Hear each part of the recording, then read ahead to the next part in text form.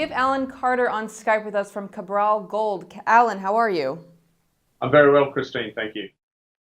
Great. So tell us a little bit about Cabral Gold. Give us a background about the company. Cabral Gold is a TSX Venture listed company. We have 31 million shares out. We listed in October of last year, and so we're a relatively new company. Our key asset is a gold project in northern Brazil, which has an existing historical resource on it of about 1.3 million ounces.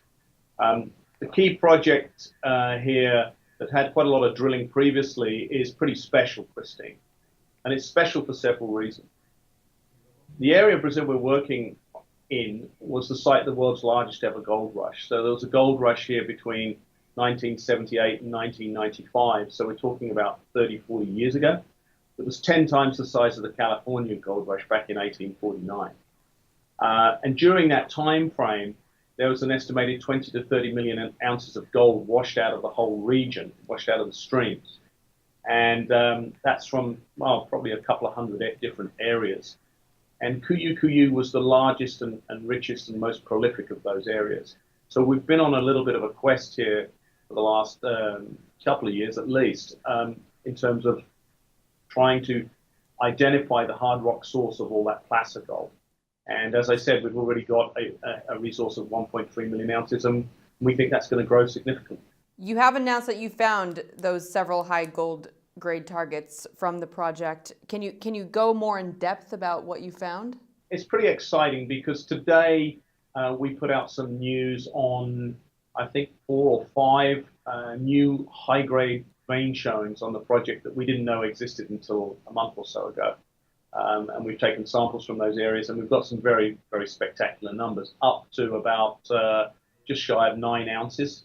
Now, that probably is not going to be the average grade, but there are some very high-grade areas. And the significant thing about a number of these new high-grade areas is, firstly, most of them have not had any drilling done previously. So not only did we not know about them, but they've had no drilling done.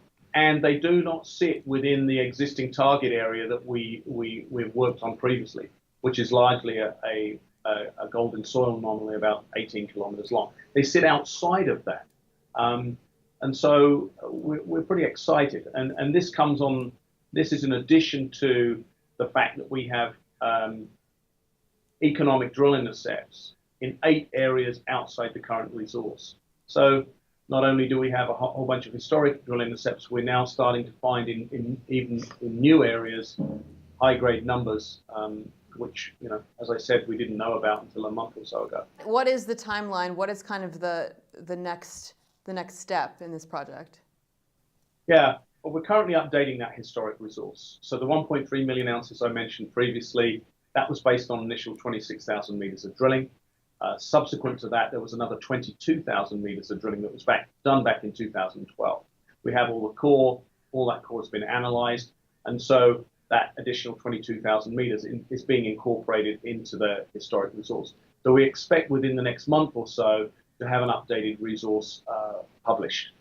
In parallel with that, as I said, we've been looking at, we are exploring on the project, and we are identifying new areas. And so there'll be a stream of results from soil sampling and surface channel sampling between now, ongoing through to about June.